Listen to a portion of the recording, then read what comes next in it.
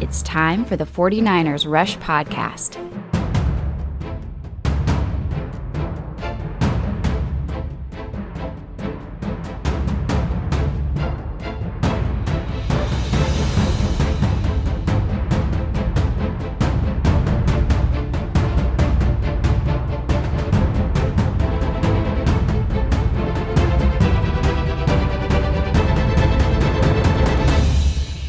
And here's your host, John Chapman. All right, what is up, faithful? This is your late Saturday edition of the 49ers vs. Eagles predictions, scouting reports, bets of the week, keys to the game. Everything that you ever wanted to know and more about this game is going to be taking place today, and we've got a very long episode. As you guys know, this is usually our longest episode of the week because we cram pack. It should be probably 3 episodes separate. That's just not how we do things. So buckle in, sit down. We're going to be going injury reports, which there's a lot for both teams. We've got just a lot of stuff to talk about, and the goal here is that we walk away with a fresh perspective going into Sunday Night Football, baby. We got prime time, a little over 24 hours from when we're recording this live. And the goal is that everybody's going to completely understand what is going on and what to anticipate and to expect in this game, because it's a crazy game. All right, you're dealing with 2 teams that are riddled with injuries that have responded in 2 completely different ways. You're dealing with 2 teams that were division winners in 2019. And again, expectations through the roof, and teams split. The 49ers have risen above where really they were supposed to be. The entire NFL wrote the 49ers off. They were done. Oh, so many injuries. It's a JV football team. All this stuff. Yeah, it doesn't matter. You go back, you go on the road, and you win back-to-back games in the NFL by over 18 points. Well, let's look at what the Eagles have done. They have struggled. They are still winless through 3 weeks. Half a game out of first place somehow. They're in literally the Bush League, but they're 0-2-1. Okay, now they tied with the Bengals, who were the first overall pick last year. They're a much better improved team, but they have lost to the Rams and to Washington as well since then.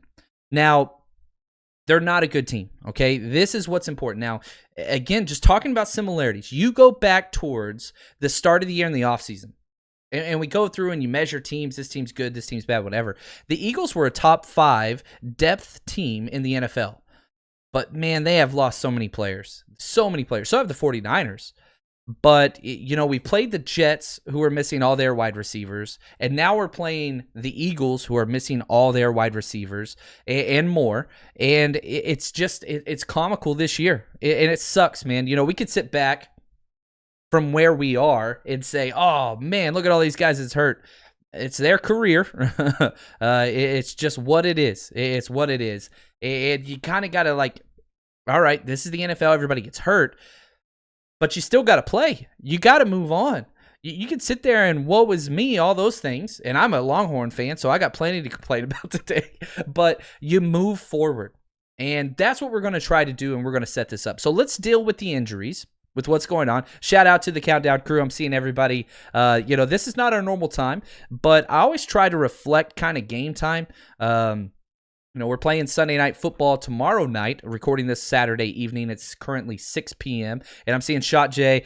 He's out working out in the heat and the sweat listening. Appreciate that. Love it. Love it. Absolutely love it. And yeah, this has not uploaded on iTunes yet. It will. So just let's hold off on that. It will be uploaded. It usually takes about an hour to get to iTunes after we go live and post it. Sometimes on the weekends, it's a little bit slow out there. Nick, we will get to your question. Will the defense finally step up against a mobile quarterback? I've got some film breakdowns I want to be sharing with you that completely explain why the mobile quarterback is such a problem with the 49ers a little bit later. So we're going to hear from Shanahan, George Kittle, Jason Verrett. It's an all-star cast today on the 49ers Rush podcast.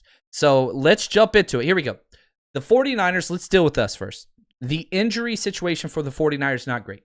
Jimmy Garoppolo, starting quarterback, out. Dre Greenlaw, starting Sandbacker, should be starting Will linebacker, but that's okay. We'll deal with that another week. He's out.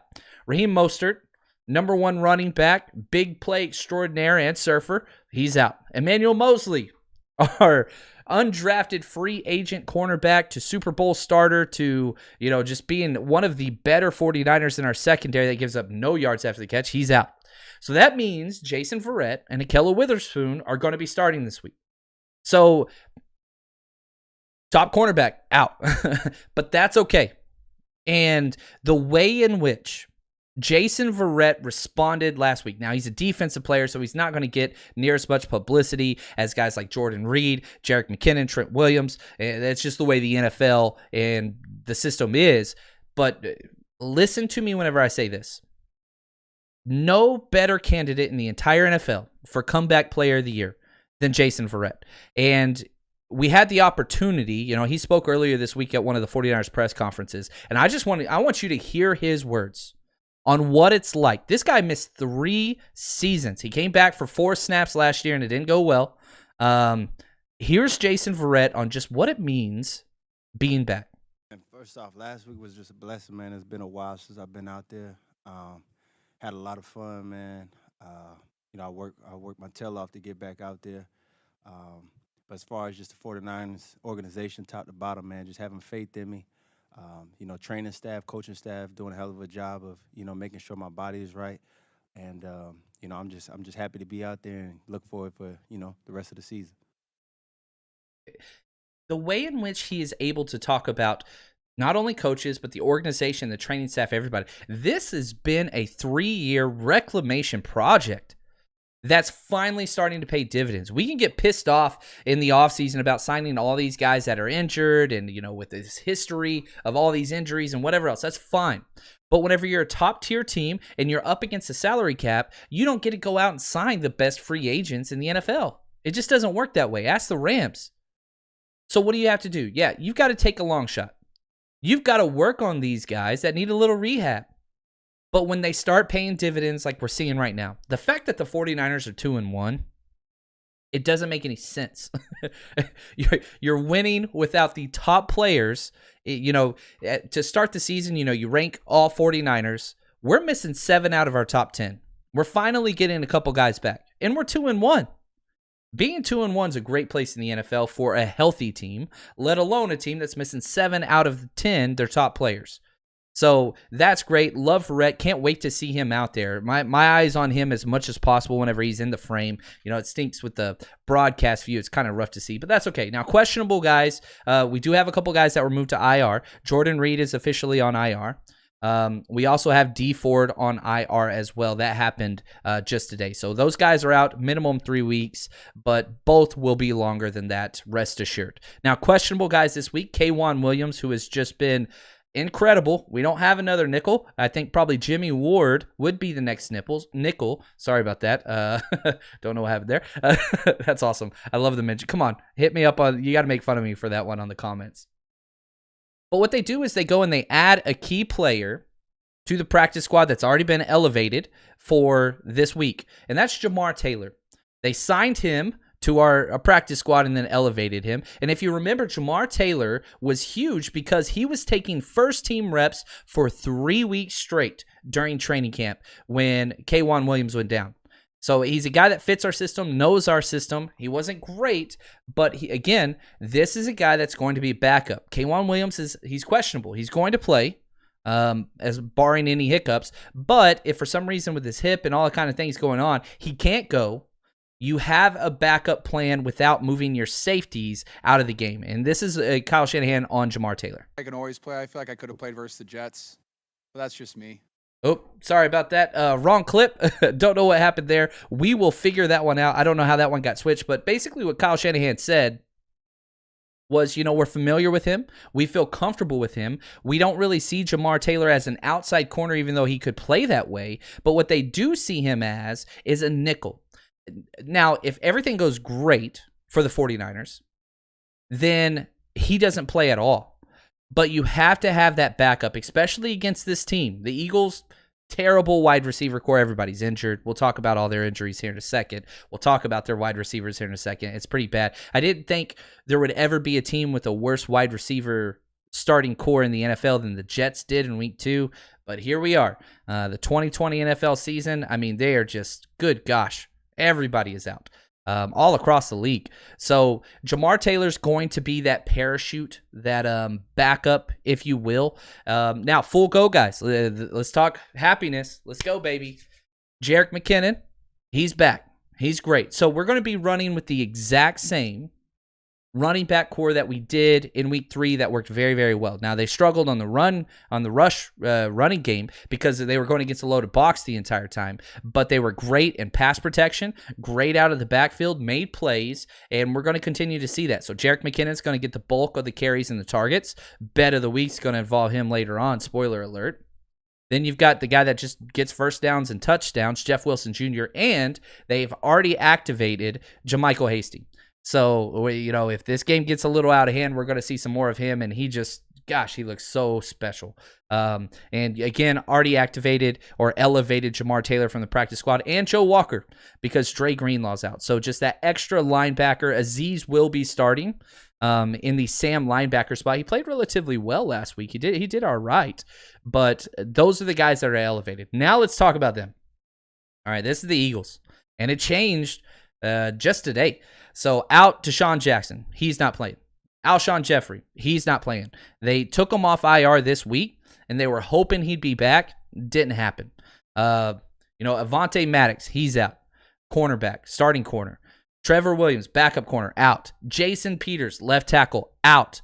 And then, some of the bigger injuries that you had, Andre Dillard, their first-round left tackle pick last year, he's out. And also Brandon Brooks, who I think is a top 3 guard. I think when Brandon Brooks is healthy, he's one of the best, if not the absolute best guard in the entire NFL. And I think you're going to put probably Quentin Nelson, Zach Martin from the Cowboys, and Brandon Brooks. I think it's those 3 guys and everybody else. And whoever you have number 1, yeah, there's nothing wrong with that. If you're looking for decleating blocks and knocking people off the ground and, all that kind of stuff, you're going to definitely go with Quentin Nelson. But as far as best all-around and mobile offensive guard, I think Brandon Brooks. I think he's got that. I see Chuck B with us. Who is, if you've watched the draft special, Chuck B hosted that with me. I would not be where I am today without this guy. So hit up, if you don't follow this guy, you got to go follow him, at host Chuck B on Twitter. He is incredible. He is an Eagles fan. He talks more trash than anybody ever, but he's the greatest human being ever. So go hit him up, make fun of him, talk trash, tell him Chapman sent you, at host Chuck B. He needs all of your Niners trash talk needs to be directed. Let's fill this guy's inbox up. Let's fill up his mentions. Again, I can't stress this enough. He's like the original guy that told me to get this started. Appreciate his support, but I hope we destroy his team and he cries like a little baby, which he does sometimes from time to time. That's kind of what it is. Now, doubtful, JJ Arcega-Whiteside. I think he's going to be out. They might announce that as this podcast is going on, and even if they don't, he's bad. 2nd-round pick from last year, completely washed out. Everybody's upset about Dante Pettis. I get it. But it's not just the 49ers that have 2nd-round wide receiver busts. JJ is already, he's hitting that point, and it almost seems like it's not going to work out. Sad to say. I was pretty high on him, actually. He had some really good film. Now, full go, Fletcher Cox was dealing with the illness. He's full go. Lane Johnson missed week 1 with an ankle. He got some time off this week. He's full go. And Miles Sanders with his glute, he's full go as well. So there is still a lot of top-tier talent on this team when we talk about the Philadelphia Eagles. But as far as in the trenches, especially on offense, they're struggling.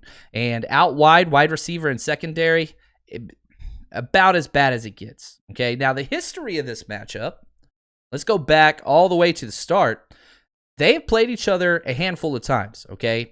The 49ers lead the series, of course, 19-13 and 1 tie. So we're up 6 games. Now, we have not played them since the 2017 game. It's Kyle Shanahan's first year, and it's probably the worst game in Kyle Shanahan's entire time here with the 49ers. We lost the game 33-10. I think we were 0-7 at that point. That put it 0-8. But the injuries, go back to that game. It was bad. Joe Staley broke his face. Pierre Garçon broke his neck in that game. Jimmy Ward broke his forearm. Solomon Thomas sprained his MCL. And it was just, okay, what we have isn't working. It was very clear. We tried to do a lot of patchwork with guys like C.J. Beathard, Brian Hoyer. We were trying to get Kirk Cousins. But then what happened was we were 0-8 and it was bad. The next day, we go out and trade for Jimmy freaking Garoppolo, handsome himself. Things started to change immediately after that. We still lost a couple games. They kept Jimmy on the bench. Then he wins the last 5 games and that was the turning point. You hit the valley, you lose, and then things started to bounce up. Things started to change, okay? And that was awesome. So the whole idea is this, and even though Jimmy's not playing this week, it doesn't really matter because the system and the culture has changed. Everybody is bought in, and it doesn't matter that you're losing 7 out of 10 of your top players because the system works. You have Kyle Shanahan, you have John Lynch, you have these guys that have completely bought in, and everything is working. And so what you do is you just move on. You keep going. And so not that you want to, cause injuries. There's no Greg Williams here. There's no crappy fans here. That's not what we have. But what you want to do is you want to go out and let the world know, including the Eagles, this is not who we are.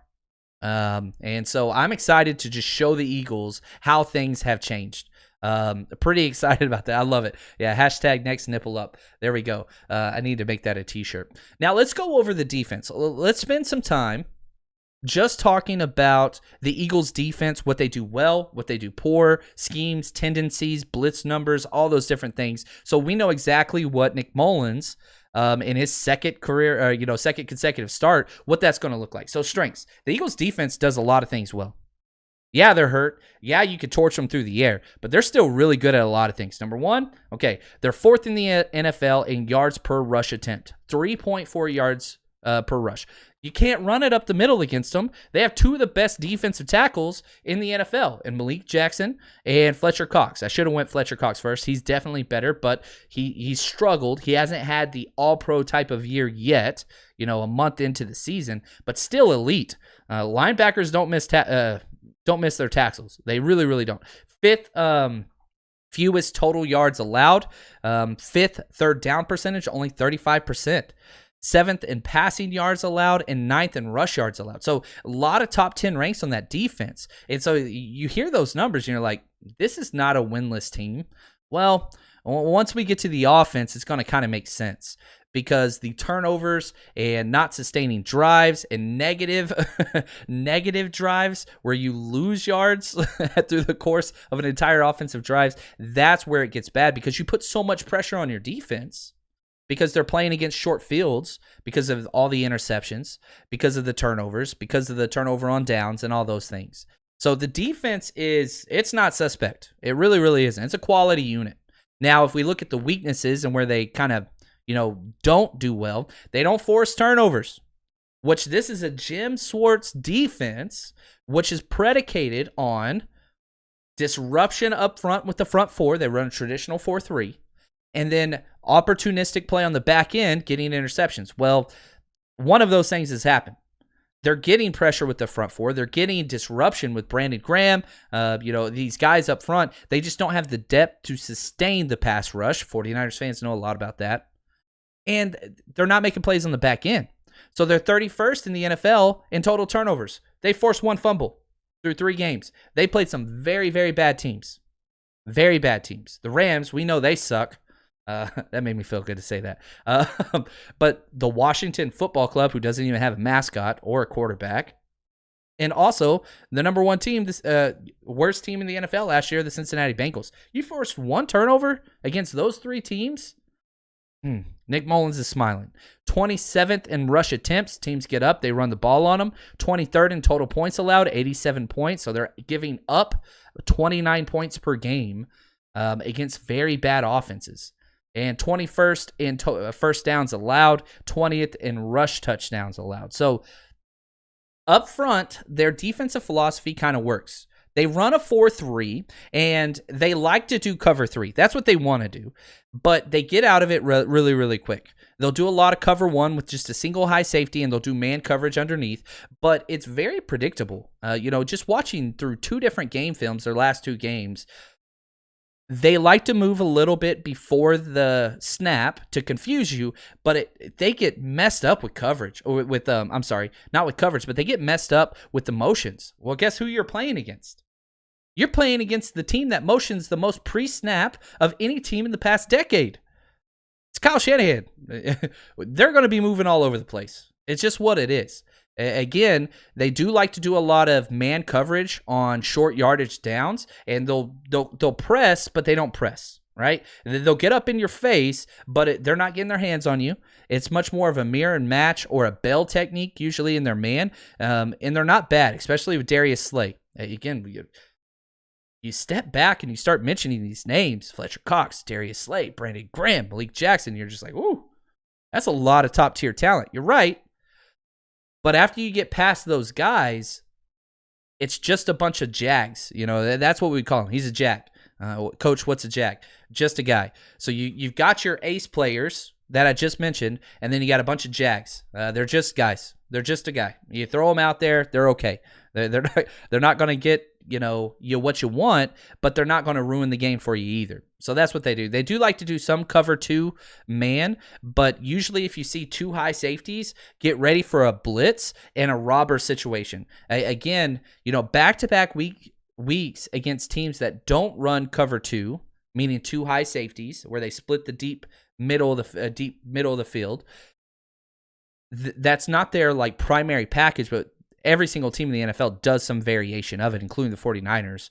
But whenever they show cover 2, it's usually not. I think I counted 4 straight plays when they tried to look cover 2, where they robbed down on it, where they look like they have 2 free high safeties. One shoots down and it goes to a cover 1, or they'll stay here and they'll blitz. And they'll do basically a hot route or a jump route on the tight end or the slot guy from where they're blitzing the nickel. So we'll have to see what happens with that, but motion's going to help set that up. Delayed snaps will help set that up and expose what they're going into.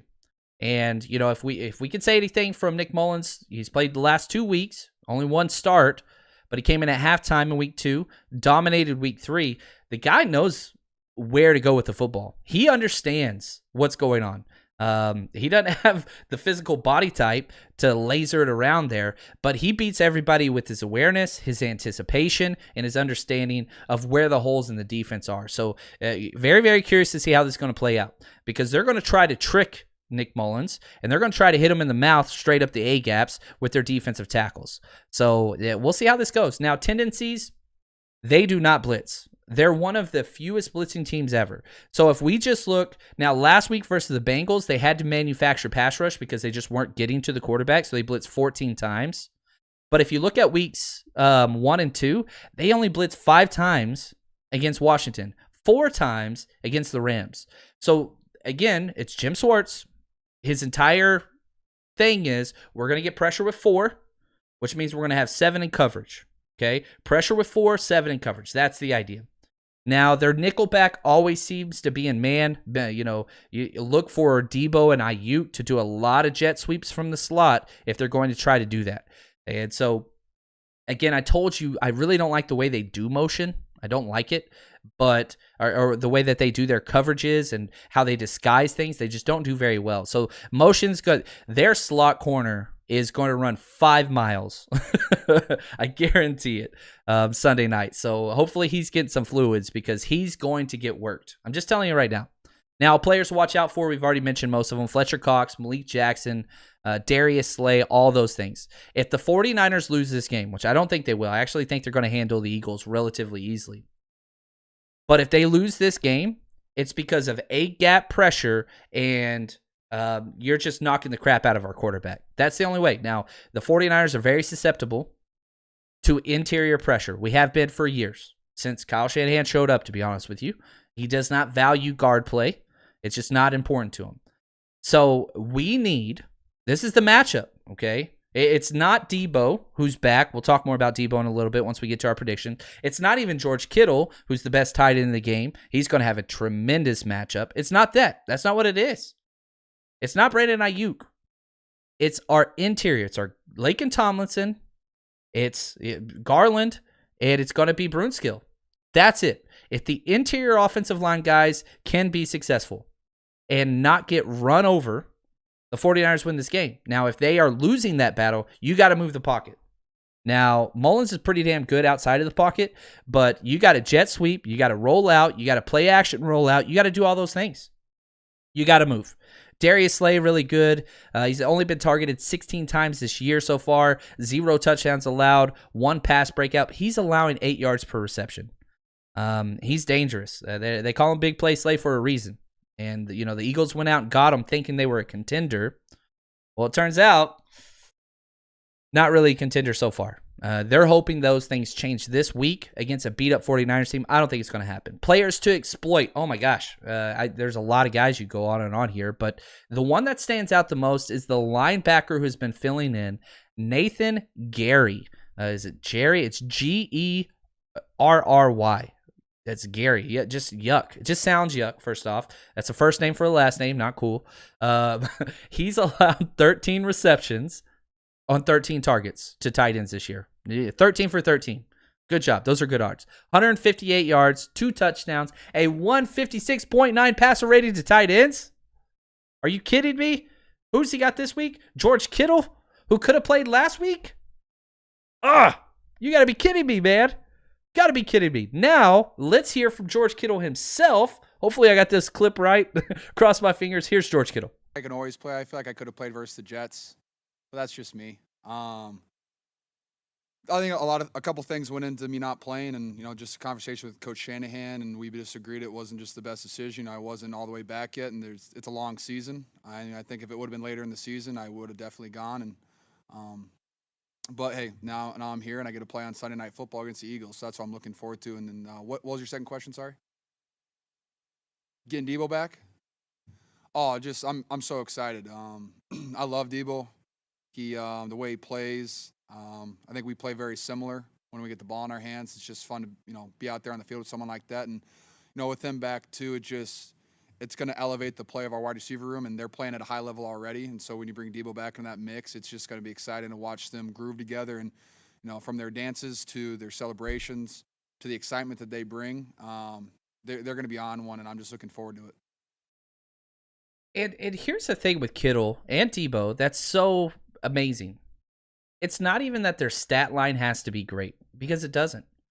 If you look at the 49ers weeks 1, 2, and 3, 8-man box, 9-man box, 10-man box, not even exaggerating, 10-man box, and still running the ball somewhat effectively. Now you bring in Kittle, which he's going to draw double teams anytime he's in there. He could have played last week. Smart to hold him out. Now he's back. Kittle's going to play full speed no matter what. Now you got Debo. How the hell are you going to do a 9 and 10-man box with George Kittle and Debo, and now Brandon Ayuk, who's coming off, guess what? Pepsi Rookie of the Week for the NFL. You can't do it. So even if the stat line for Debo, Kittle, and Ayuk isn't incredible, which I don't think it's going to be this week, you just made the run game so much better, because those guys have to stay out of the box. Their priority can't be stop the run anymore when you've got Debo out there, Brandon Ayuk, and George Kittle. It just relaxes everything. It's just calm. And so Nick Mullins doesn't have to go out there and be the savior that he was last week and convert all these third and long second downs and all. He doesn't have to do that. The running game's going to pick up now.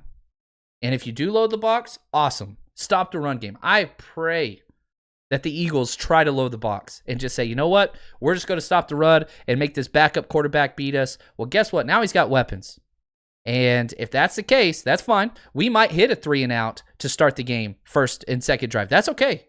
But the big plays are going to be crazy if they try to load the box with these weapons. Because it's not Ross Dwelly that's being, drifted out into the flats, even though that might happen because he's tight end 2 now. It's George Kittle. You got to account for that guy. So, again, don't focus so much. And this is a big problem just with fans of football in general. Oh, well, how many sacks did he have? How many touchdowns? Oh, he's sorry. No. We're not those fans. That's not who we are. You are the most educated fans in football. I don't, even if I'm not saying that about my podcast, I'm just talking about 49ers podcasts in general. There's a wealth of information to understand the ins and outs of football. And it's not just me. Hopefully I contribute to that. But there's so many people out there explaining things and breaking things down for the 49ers that, good gosh, we're in another level, okay? That's just what it is. We have the best represented fan base whenever you look at podcasts across the NFL, and it's not close. It's not close. I've been on most of the pods. There's some smart as hell people out there. All right, let's transition now. Let's talk some offense. Oh, man, it's bad. Okay, the Eagles' offense is atrocious. It's scary. It's Halloween season. It's spooky season. And, man, Carson Wentz is seeing ghosts everywhere. The number one thing you look for whenever you're judging quarterbacks, and this goes back to Bill Walsh, pocket awareness. Okay, you could be accurate. That's great. You could have the strongest arm ever. You could be a mobile quarterback. You do all those things. But if you get scared when things are crashing around you, you're done. Okay, now how do you measure that? It's the eyes, baby. The eyes never lie. And so whenever you drop back in your pass, I'm going to act like I'm a quarterback. I did take one snap in my entire football career at quarterback. It was awesome. It was my sophomore year.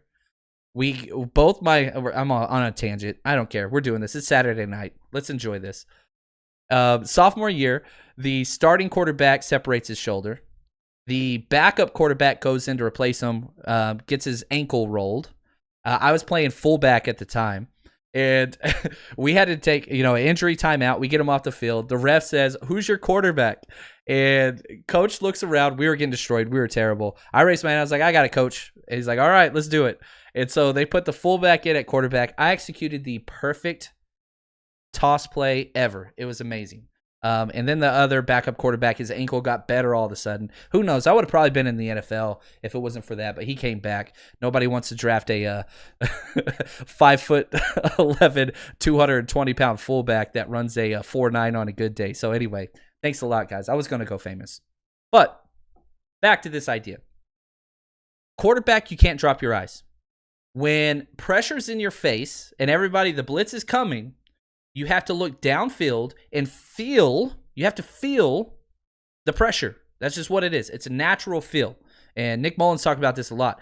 But whenever you have to look and you look down, whenever you take your eyes off downfield and you look down to see where the defensive linemen are, you're done. You're done. You can't do that. Carson started doing that in week 2.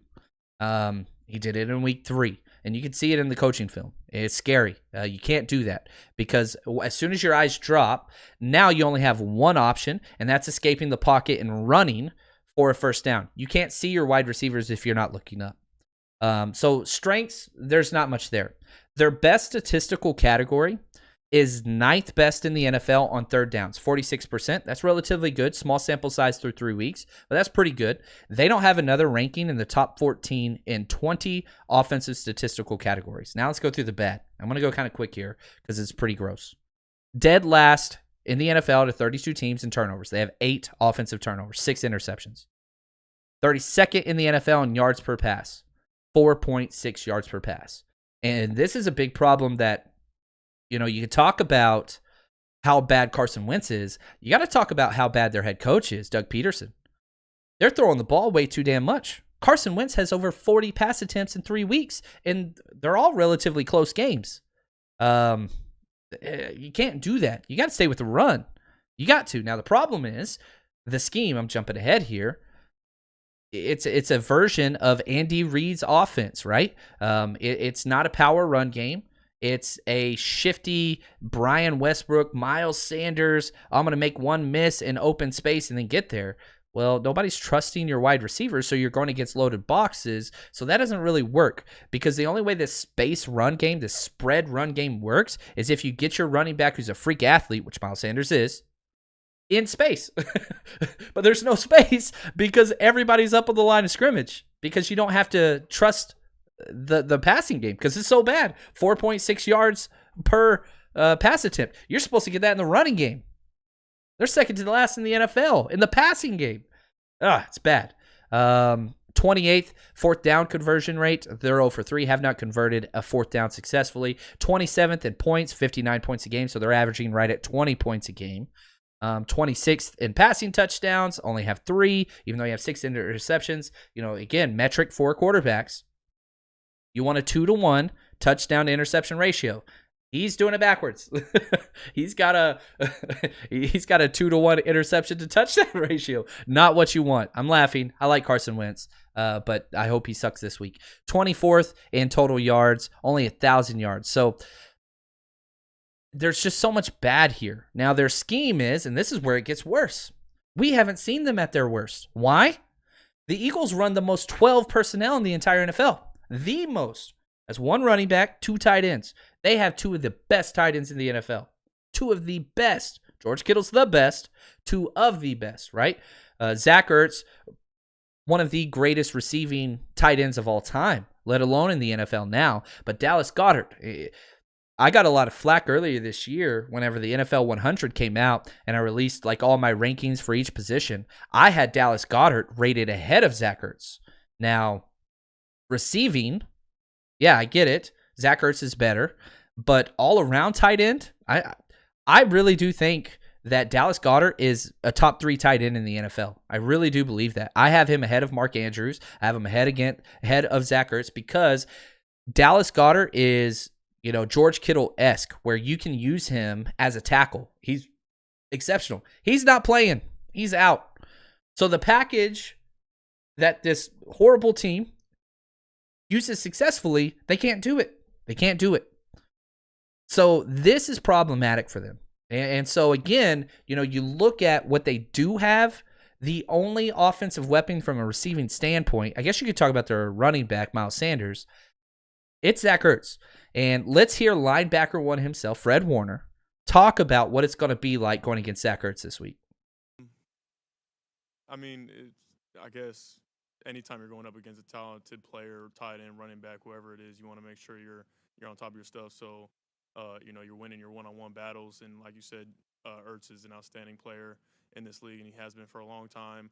The things that he's able to do, all in the route tree and running his routes, catching the football, and what he does with it in his hands after the fact is impressive. So we're going to have to make sure we know where he's at all times and are on top of our stuff. And I'll say this game wouldn't match up well for Zach Ertz, even if Dallas Goedert were healthy, even if the wide receivers on the outside were healthy, even if Jalen Reagor, their first-round wide receiver, is healthy, it wouldn't help because he's got the toughest matchup of the entire year. You're going to be going up against the 2 most athletic coverage linebackers in the NFL. And, Quan's been bad, right, in the run game and over pursuing things and whatever. We'll watch a film clip of it here in a little bit. But he's been really good in pass. He's been great. Fred Warner's been the best. So he's going to have a tough matchup. You want to bring our safeties into it? Awesome. You're talking about Jimmy Ward being one of the best. Jaquiski Tartt's coming off 2 of his best games of his entire career. Now, not stat sheet wise, but he seems to have eliminated, Jaquiski Tartt I'm talking about, negative plays. He's in the positive column more often than he's ever been in his career. So that section of the 49ers defense is lights out. Now, you want to talk about cornerbacks and all the injuries? Yeah, for sure. There's an issue there. You want to talk about edge players and all the injuries? Yeah, there's an issue there. But linebackers and safeties, man, who remembers this? When safety play was the steady continuum kind of holding the defense together. That's where we're at. I love it, man. I love it. We have come a long way. Now, back to the scheme for the Eagles. Again, no power running. They don't really do that well. It's much more of a base or zone block. Like the 49ers want to stretch the edges. That's not what the Eagles want to do. They want to stretch the line by base blocking and just creating wide holes and then allow the running back to it's not outside zone, but to find his own gaps. They want to run it up the middle, but they want to stretch it out wide. That only works whenever you have a pass game to where you have to back up. You can't do that against a 7 and 8 man box. Now, I don't think the 49ers are going to stay in a 4-3 traditional base set. I think we'll see a lot of nickel packages. But again, like we saw the last 2 weeks, that nickel is screaming. And they're coming into the box. They're not lined up in the box. They're screaming down at the snap. Jaquiski Tartt, not lined up in the box, screaming down. Jimmy Ward, not lined up in the box, screaming down. And so who's going to be the one that's coming in to be that 7th guy in the box? Yeah, you don't know. Usually it's going to be the nickel, but with K'Wan Williams kind of hurt, could be anybody. So pay attention to that. Excited about that. Now, tendencies, they'll throw into coverage. There is no coverage that Carson Wentz doesn't think he can throw into. And he's right. He really, really is.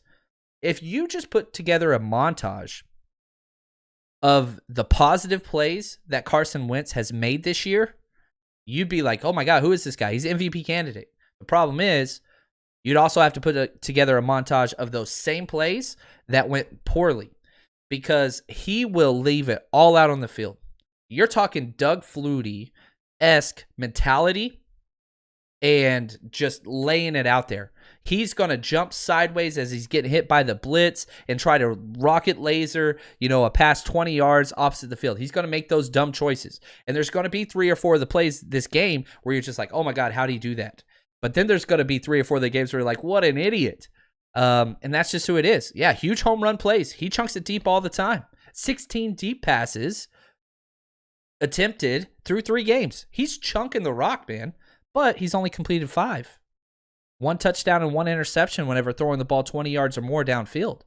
So he's going to test our safeties, who haven't been tested in 2 weeks, but you did play against the Jets and the Giants. They'll be tested this week. They're going to air it out.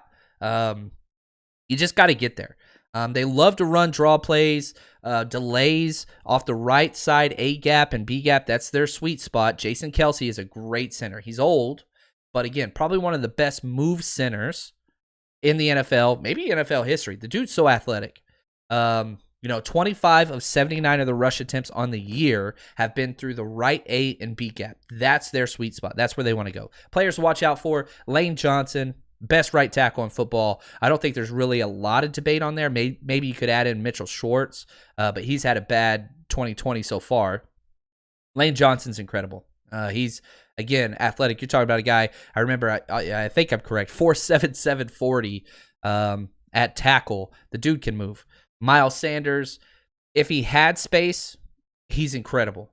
Whenever it's all said and done, Miles Sanders is going to be a top 5 running back in this league. He fits the system to a T. They just don't have the talent on the outside or at the quarterback or the offensive line to create the space that he needs to be successful. Miles Sanders is a good damn football player. Jason Kelce just talked about. He's incredible. One of the matchups I'm excited to watch, and thankfully in the broadcast view, we're going to get to see this perfectly. The center against Javon Kinlaw. Javon Kinlaw usually is at the 3 technique, but he does some 2Y and some 1 where he lines up on the center. Watch Javon Kinlaw 99 versus their center. That's going to be fun because you have these 2 opposing kind of ideologies of a player. You have Jason Kelce, who's very stout, but that's not what he's known for. He's a move guy. He gets great in space and great in pass pro. Now you're going up against a young bull, right? It's old school versus new school. I'm excited about this. Going to be a fun matchup. Now, one of the best press conference moments of the entire year took place this week, and it happened with our rookie first-round pick, Javon Kinlaw. They asked him about his very first primetime game and how excited he is. Here's what Javon Kinlaw had to say. I mean, see that's the thing. I'm not excited when I play. I'm very angry when I play. So it's not excitement for me. Every game is the same, no matter who's the opponent. You look at them all the same. Of course, I'm looking forward to getting out there for another opportunity to showcase what I can do. I'm not excited. I'm angry. Oh, and you see, to say that you're angry and have that smile on your face is creepy as hell. And then you add into the fact, well, yeah, he's a 330-pound behemoth. You look at him just sitting there in a T-shirt, and you're like, that guy doesn't weigh 330 pounds. There's no fat on his body at all. He's so large. So to have this mentality, a couple other questions were posed his way. I won't play the clips. They asked how he's done this far, and he said, not good. He's harsh. He's hard on himself. He is not happy with the way he's played. Now, his play isn't consistent yet. He's a rookie. Of course it's not. But, man, he's made as many plays on the defensive line as anybody besides probably Kerry Hyder and Eric Armstead. Outside of that, he's far elevated and playing way better than DJ Jones so far through 3 weeks. Now, not a knock on DJ Jones. I'm just saying if we look at the metric, right, if we're holding these players accountable to themselves, It's Kerry Hyder, Eric Armstead, Javon Kinlaw, and then everybody else. That's just what it is. So you're excited for the way in which he responded. You love the way he kind of set the tone there and just talked about being angry. And man, I want the world to see how great this guy is. And when we get good commentators, hashtag we're not this week, it's Sunday Night Football. I don't want to be a jerk, but it's what it is. Focusing on interior defense and offensive line play, man, it's awesome. We're going to get to see a lot of good things, but it's what it is. So if you're part of the Patreon package, which I'm going to show you a clip here in a second, we're going to get to see that. Now let's talk about players to exploit on the Eagles offense, because I think there's a lot. The offensive line is trash, okay? They've got two really good starters, Lane Johnson and Jason Kelce, but Jason Kelce's very, very old. Left tackle is Jordan Mailata. I think I said that correct. 20 snaps in his 3-year career. He's a 7th-round pick. He's a backup. And the Eagles have no faith in this kid. Here's how we know that. Andre Dillard goes down. Before that, sorry, let's step back just a second longer, okay? Brandon Brooks goes down with an injury. They allow Jason Peters to walk, and they say, thank you, we appreciate your time here. Jason Peters is going to be in the Hall of Fame. Doing what he did as an unrestricted or undrafted free agent is incredible. One of the most athletic left tackles in the history of the NFL. But that was a long time ago. Okay. What is he, 36, 37 now? Whatever. So they let him walk out the door. We're fine. We've got the O-line we want. We're replacing. We're bringing youth. Brandon Brooks goes down their left. They're all pro left guard. They say, all right, Jason Peters, we need you to come back. They sign him. Then left tackle Andre Dillard goes down. They say, all right, Jason, we want you to move to left tackle because we don't trust this guy, Jordan Mailata. And Jason Peters says, nope. You want me to play left tackle? You pay me left tackle money. They have to bump up his thing. Then he gets injured. Now he's on IR.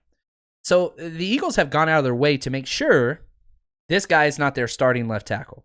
Now, he's only got 20 snaps to his name in 3 years, so who knows? He's a huge question mark, but there's not a lot there. Nate Herbig, their left guard, again, not a lot there. Matt Pryor, their right guard, same thing. So you're going to be able to get pressure. You're going to be able to limit the run game.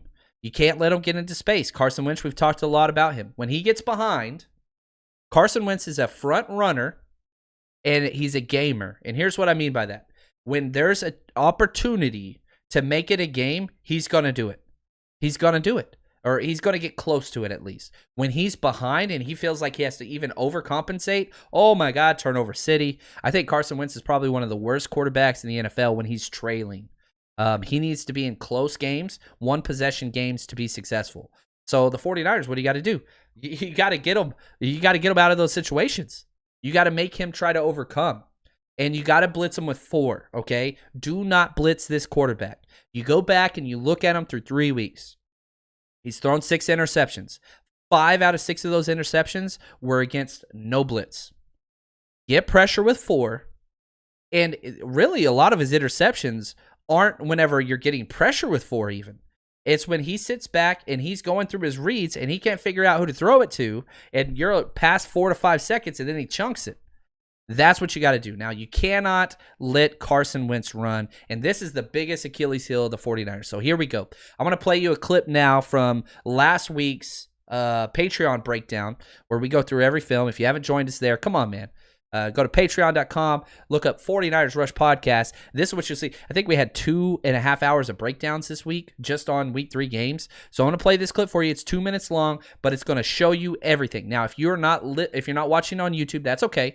Pay attention to the cues, and I'm going to try to diagnose this as best I can audibly. So it's okay if you don't have YouTube or if you're not watching the video. That's okay. I think it's going to help you make sense and just walk you through the defensive integrity or lack thereof against mobile quarterbacks. Here we go.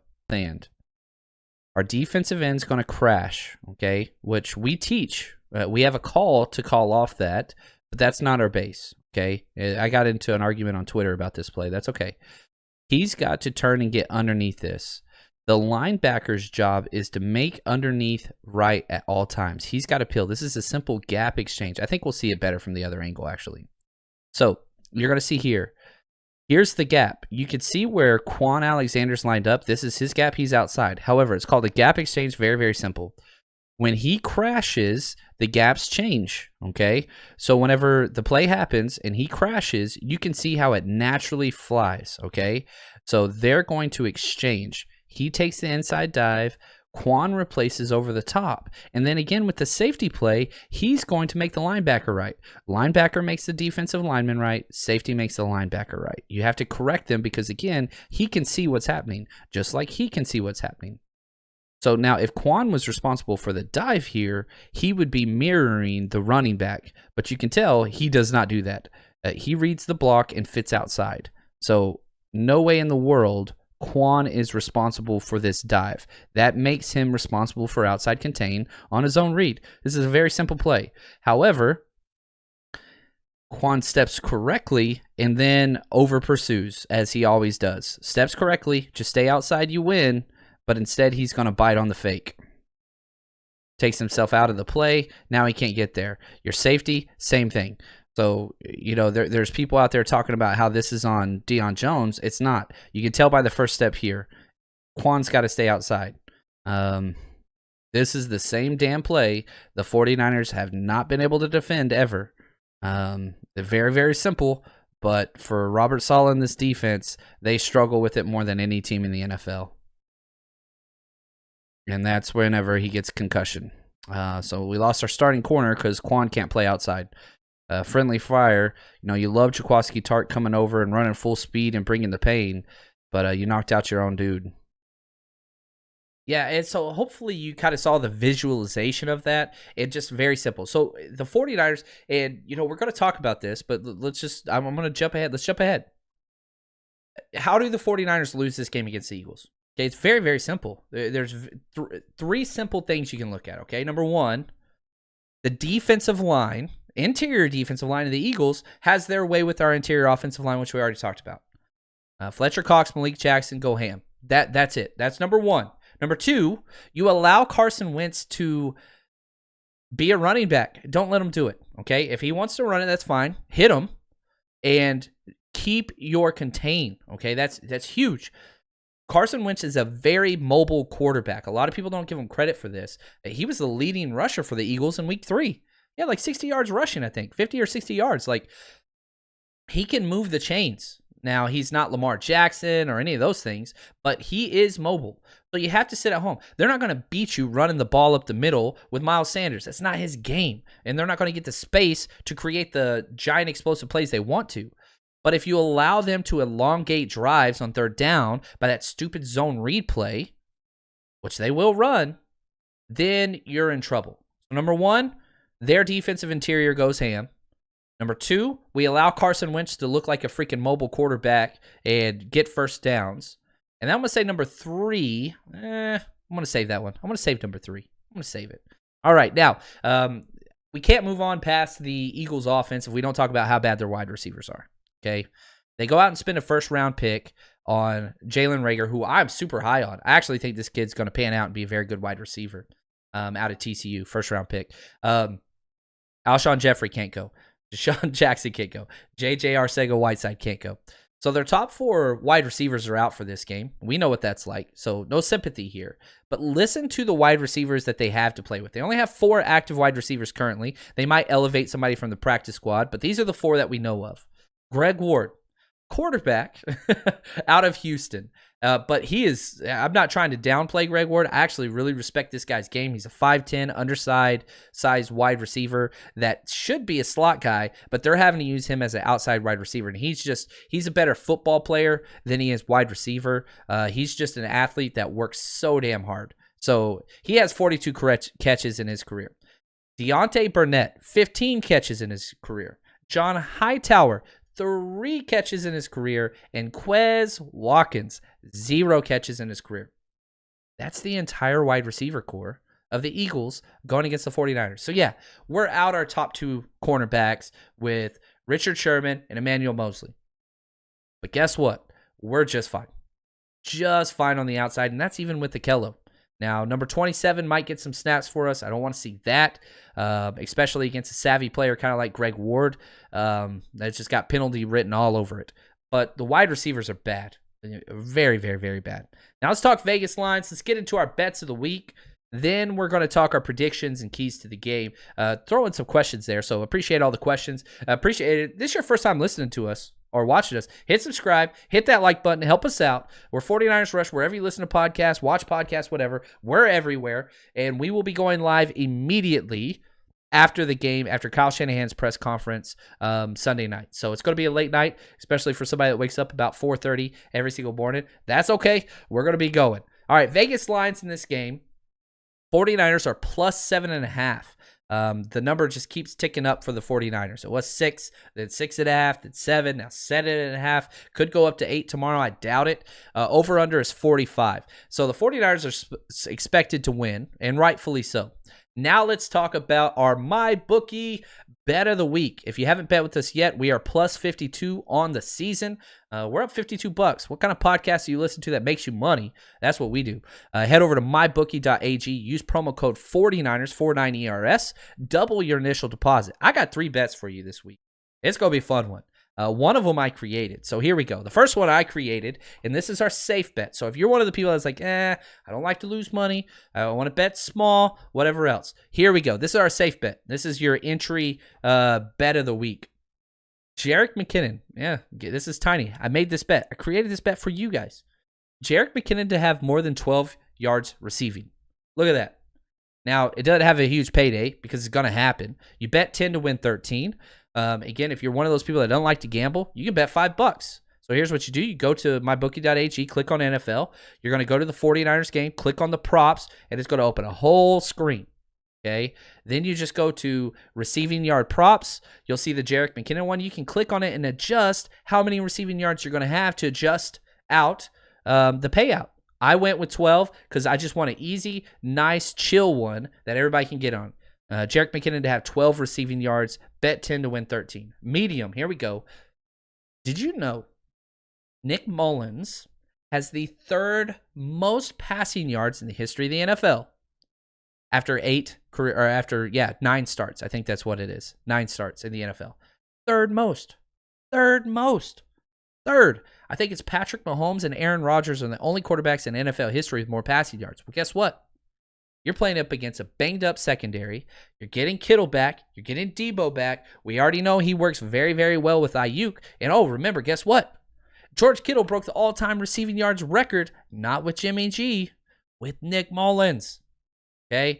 Yards, that's Nick Mullins' game. He's so efficient on second down. He just moves the chains. It's just what it is. Not one punt in week 3 for the 49ers offense. It is going to continue. I think there will be a punt or two. But the yards are going to be there. So my second bet is Nick Mullins to have over 265.5 passing yards. Bet 10 to win 19. Okay? So again, Nick Mullins over 265 pass yards. He had 340 last week. I think they're going to throw the ball again. I think they're going to have room. Bet 10 to win 19 on that one. And my 2-team teaser, okay? Our teaser basically is a +6. Okay? So for example, I'm taking the 49ers. They're minus 7.5. So the 49ers have to win by 7.5 points to cover if you just take them with the spread. I don't want to do that. I don't want to bet against Vegas. I want to bet with Vegas. That's why I do spreads. You get 6 points. So the 49ers just have to win minus 1.5. So if the 49ers win by 2 or more points, we're good there.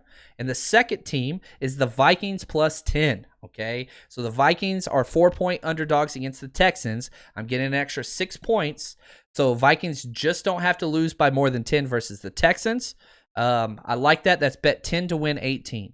So head over to mybookie.ag, bet with us. Again, we're up plus 52. We're making money. We're having fun. Let's keep it going, baby. Real quick, let's get to just a couple questions before we get to our predictions. I know we're going long today, but man, we've got 49ers rush. We got 49ers football tomorrow, prime time. We've got to know this. We've got to know what's going on. We got to get everything off our chest. We got to talk about this stuff. So here we go. Will Kyle scheme protections to neutralize Philly's pass rush for Mullins? No. And you're going to get 1 or 2 plays that are quick on the first drive. Kyle Shanahan's one of the best scripters of pass plays. He's got a 10, 15, 20 play script that he usually rolls with. He changes it up. He's great. You're going to get lateral movement. We're going to get a jet sweep. We're going to get play action pass, bootleg. We're going to set those things up. But Kyle likes to see what his guys can do and give them the opportunity to prove that they can hold their own. So we're going to see how Laken Tomlinson, Garland, and Brunskill can handle the interior side of the Philly defense. So we're going to see right off the bat. Now, if it does not work, then yes, you're talking empty sets, quick passing. You're talking, again, end rounds, screens, things like that. That's how you neutralize interior pass rush. You make them run laterally instead of vertically. That's what they want to do. Do I anticipate much production with Ansah? I think Deion Jordan seems to be the guy there. They're kind of rotating. But, yeah, anybody can have success against this defensive line. Now, if you're coming off the defensive left side, which Eric Armstead's going to be, that's best on best. Eric Armstead versus Lane Johnson, that's freaking a heavyweight fight. Absolutely incredible, just talent against each other. But everywhere else, Ansah likes to play on the defensive right side. He's going to have opportunities. Now, these guys, again, I don't think either one gets more than 20 snaps a game. You're rotating them in. That's what you're trying to do. So kind of take that for what you want. Again, I see another Ansah question. Appreciate that. I like having him. I think Deion Jordan's played better so far, but that competition is going to be key because whoever can win that job and be that third guy off the edge, off the bench, you better hurry because Ronald Blair's coming back for week 7, baby. So if you don't have that spot locked up, one of those guys is going to be the odd man out. Do I think, this is from Tyson, do you think this is Akello's last chance to establish himself, or is it already too late? Yeah, I think it's too late. Akello's a fine guy for a number 4 outside corner. No problem. That's great. That's amazing, actually. Number 3 is good, too. I really think the quarterback competition is Jason Verrett. Is Jason Verrett going to be able to establish him and play so well that Emmanuel Mosley might not get his job back? Now, I love E-Man, and I want E-Man to be that starter. But you go back to training camp, it wasn't Akello getting number 1 team snaps. It was Jason Verrett. They're so high on this team. So I think that's kind of the thing that you got to watch. Can Jason Verrett play so well, gave up 1 catch for 7 yards last week, that he gets to hold on to that job opposite of Richard Sherman? That's what we got to watch. From Keen Burns, do we draft a cornerback in the first or second round? God, I would have. What year is this question from? The answer was yes last year. But for some reason, the 49ers and John Lynch, they are just so committed to offensive line, defensive line, wide receivers. Those are the only 3 positions that he has spent any first-round capital on. That's it. Actually, linebacker, Foster from freaking Alabama. What a loser. But at some time, you're going to have to. But whenever you look at even Seattle, when Robert Saleh was in Seattle, okay, they don't spend high draft picks on corners. They don't do it. But what do? It's not the secondary that makes the defense well. It's pressure up front, athletic linebackers, then the plays come. That's the philosophy. So I don't think that they will. Should they? Perhaps. But you're asking them to go against the grain of what they believe in. I don't think they will do that. I really don't. So I would say yes. If I was drafting, I don't think they will. I don't think that's going to happen. Here we go, Mr. Superfly. What do you think about cutting D Ford? Can't do it. That contract, you can't do it. Nobody wants it. He's damaged goods. Back, neck, Achilles, knee, calf. Oh, it's too much. Yes, you can't pay a guy $17 million to play 10 games a year. You're correct. Nobody else wants to do it either. I don't think D Ford's going to ever play again. I hope I'm wrong. I would expect a retirement or something like that. He'll probably be put on season-ending IR. I won't be surprised if he never gets activated. I hate to say it, but you can't trade him. And if you cut him, it's not going to help you this year. You got to keep him till offseason. Then you can look at those options. But nobody wants D Ford right now. You couldn't give him away. If you package D Ford in a 5th-round pick to take his salary, nobody would do it. So take that for what you want. Anita, what are you expecting from Debo Sunday? Not a lot, okay? And, man, I love your question because I feel like you read my script, Anita. Thank you so much. Let's talk about this. Let's move on to our predictions. And I'm going to get to your question here in just a very quick second, Anita. The Eagles are backed into a corner. They're not a bad football team. They haven't responded well to bad situations. And unfortunately, that's kind of capped their situation. for the season, and they're digging themselves in a hole. Now, the good thing for the Eagles is they play in the worst division in football, the worst division in pro sports. The Washington football team, who doesn't even have a mascot, is currently in first place in the NFC West, if you want to know how bad it is. They have Dwayne Haskins as a quarterback. That's how bad it is. Are the Eagles going to be the team that lashes out? This is a team, again, they won their division last year. They're a good football team, but they played so poor and they made so many mistakes. Who are they going to be tomorrow night? Are they going to be the team that lashes out and tries to throw a freaking haymaker and knock out the 49ers early? Or do they show more of the same? Because I do think the Eagles are better than an 0-3-1 team, which they will be after they lose this game. But hopefully this isn't the week that they, rebound. They've got a tough order. Now, let's go back to your question about Debo and what that looks like. Brandon Ayuk just got voted Pepsi Rookie Player of the Week, and rightfully so. 101 total yards, touchdown. Kid was incredible. Debo is back, which will help Brandon Ayuk. It's going to help everybody. But Kyle Shanahan asked, what do we expect from Debo, and what does that look like with his very first action? Here's the head coach, Kyle Shanahan himself. I don't think they get phased out of the offense, but we definitely have to be smart with them. I want to say that there's a pitch count, but it's Debo's our starting receiver last year. So we earned that early in the year, and we kept it that way most of the year. So definitely to finish. So I don't expect him to be like that on Sunday. It is his first time back. We got to be smart with that. You see a lot of these injuries around the league and stuff, and that's kind of what happens when you don't go through the totally normal process of an off season that we did. And when you have a guy who's missed a ton with his injury, that makes this even stronger. So we got to be smart with him. I know he'll be out there, but it won't be his normal role. That's for sure. And so you kind of got to weave your way through Kyle Shanahan's words. One, he said he's not on a pitch count. Then he said he's not going to be out there in his normal role. So that's kind of what we're going to get from Debo. I think you can look at 3 to 4 touches for Debo, and that's all you need. I think you're looking at maybe a 50% snap count. He'll be out there for the first team for sure, and I wouldn't be surprised if he gets an end around on the very first series. Man, I'll go crazy, jumping up and down on my couch. It's just what it's going to be. But do not look for a traditional Debo work game. That's not smart. You don't want to do that. You might not even want to do that with Kittle. Now, there's a big difference between Kittle and Debo. Kittle's already played in games this year and had a full offseason. Debo hasn't practiced with the team before this week. He hasn't practiced with the team since the Super Bowl. So there's a big difference. So you got to temper your expectations with Debo. Now, those same expectations, you got to pump them up with Brandon Ayuk. Coming off an awesome week, expect it to continue. I have Ayuk getting 7+ touches this week. He had 101 off of 8 touches last week. So 7+ touches. I love Ayuk this week. I think he's going to be great because the offense or the defense is not going to be able to focus on Ayuk. They're not. They're going to be focusing on Kittle and Debo, which means Ayuk is going to get the best matchups ever.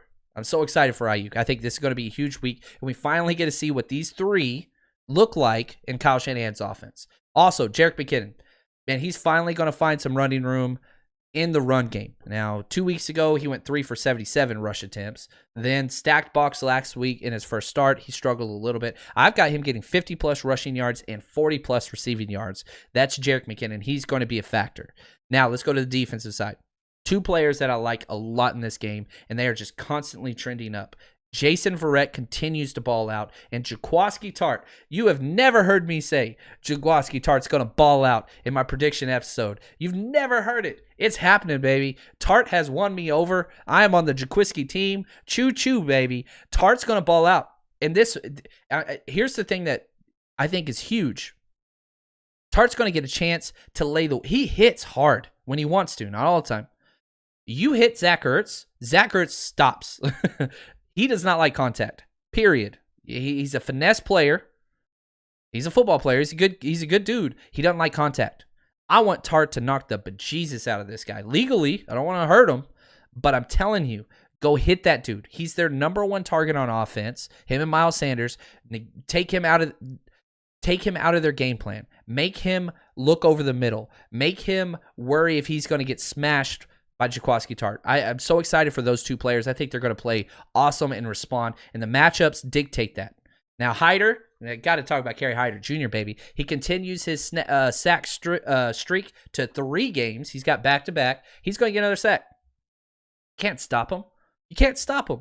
This guy just does what is right all the time. Now, the only way the Eagles win is Malik Jackson, Fletcher Cox to get 3+ sacks, and Carson. This is the next key to the game. This is number 3 that I talked about earlier. Carson has to attempt less than 40 pass attempts. They've got to find a way to run the ball, whether that's with Carson, Miles Sanders, whatever, Boston Scott. I don't care. The Eagles want to win. They got to run the ball. They're not going to. They're going to air it out like they always do, and it's a bad choice. So I got the 49ers winning, baby. 31-17. Let's go. 49ers improved to 3-1. So excited about this. We got our bets of the week, and also, this is huge. Sunday night's episode is episode number 300 for the 49ers Rush podcast. We will be giving away an autographed Joe Montana, the GOAT jersey, official black Nike 49ers jersey, hand-signed by Joe Montana tomorrow night after the game right here live on YouTube. And if you haven't already, head over to my Twitter, at JL_Chapman. Click on my profile, the pinned tweet. You'll see the jersey. You'll see the signature. All you got to do is retweet that with a GIF. Make me laugh. Make me smile. And you're going to be entered into the competition. We'll be announcing that live tomorrow. So I hope you join us. Thank you so much for all the support. Love it. We will be talking immediately after the game. And until next time, stay strong, faithful.